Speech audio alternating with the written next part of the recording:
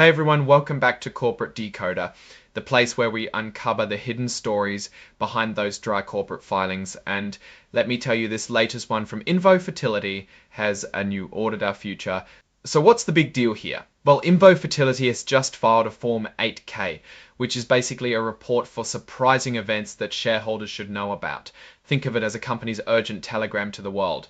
This particular telegram is all about a change in their accountants. Now, why should we care about who's doing their books? Because the company that audits your financial statements is like a referee in a game. They check if everything is being played fair and square. When a company switches referees, it can sometimes signal that something is up. INVO Fertility Inc., so they are involved in fertility services. That's a pretty personal and important area. They want to help people start families, so trust and transparency are super important for them. Let's first get the basic details out of the way. The company is incorporated in Nevada. Their file number with the SEC is 001-39701. And their IRS employer identification number is 2403-6208. These are just the official identifiers. Most importantly for investors, their common stock trades on the NASDAQ under the ticker symbol IVF. This means you can easily buy and sell shares if you're interested in the company's performance.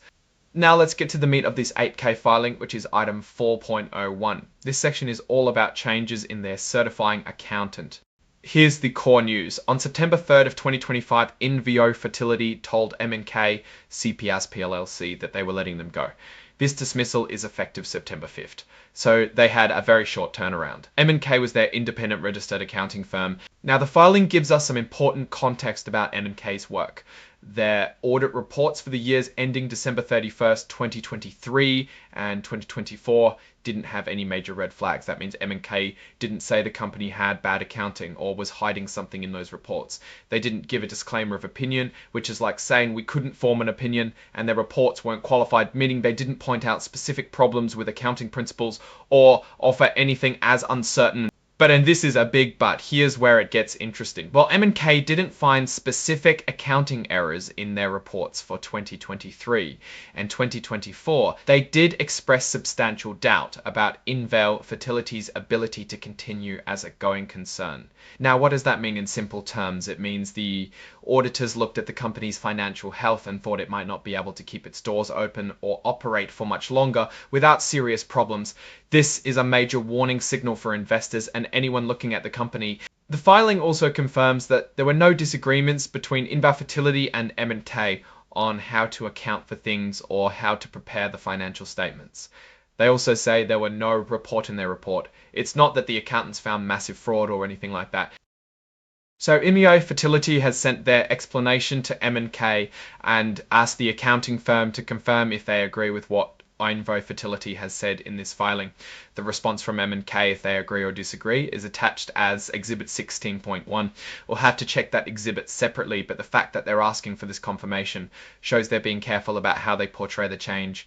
Now for the second part of this section, who are they hiring to replace M&K?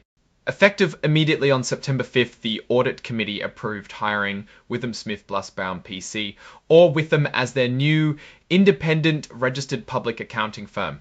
They will be auditing the company's financial statements for the year ending December 31st, 2025. So that's the new referee. The filing also states that INVO Fertility did not consult with them before hiring them about any accounting issues or how their financial statements should be presented. This is usually stated to assure the market that the new auditors weren't brought in to rubber stamp a particular accounting treatment or to help manage earnings. It suggests this is a clean break and a fresh start with the new auditors. And finally, under item 9.01, they list the exhibits that are part of this filing.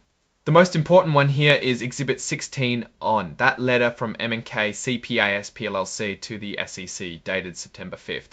This is the confirmation from the old auditors about whether they agree with INVO statements. Then there's Exhibit 104, which is the cover page data in a format that computers can easily read. And of course we have the signatures.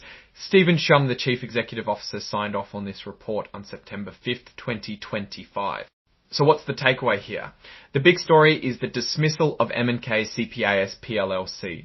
While there weren't any declared disagreements about accounting practices, the fact that M&K had expressed substantial doubt about INVO Fertility's ability to continue as a going concern is a really significant point. This dismissal might be a proactive move by the company to try and address that going concern issue or it could be that the auditors became uncomfortable with the company's financial trajectory. The hiring of Witham Smith Brown PC is a necessary step to ensure continued auditing, but the shadow of that going concern statement from the previous auditors remains. For investors, this filing raises a significant red flag. Companies usually change auditors for a few reasons. Sometimes it's just a routine rotation or to get a better deal, but when it happens alongside a going concern warning, it suggests that the company might be facing challenges that the auditors felt warranted that stern warning. It's crucial to look at INVO Fertility also expressed similar doubts. The company's direction seems to be towards finding a stable financial footing and reassuring investors. The risk for INVO Fertility is that this going concern issue could scare away investors' partners or even customers, and the change in auditors might not be enough to fix the underlying financial problems. The opportunity is that if they can turn things around and address these concerns, the new auditor will help them present a picture of renewed stability. In conclusion, this filing is all about a change in auditors, but the real story is the potential financial instability hinted at by the previous auditor's concerns. Investors should be very cautious and closely monitor INVO Fertility's future filings and operational performance. Alright, that's our breakdown of INVO Fertility's latest filing. What's your take on these numbers and what they signal for the company's future? Drop your thoughts in the comments. If this analysis was valuable, hitting that like button really helps, and subscribe for more deep dives. Don't forget to check out the Discord in the description. Thanks for watching. See you next time.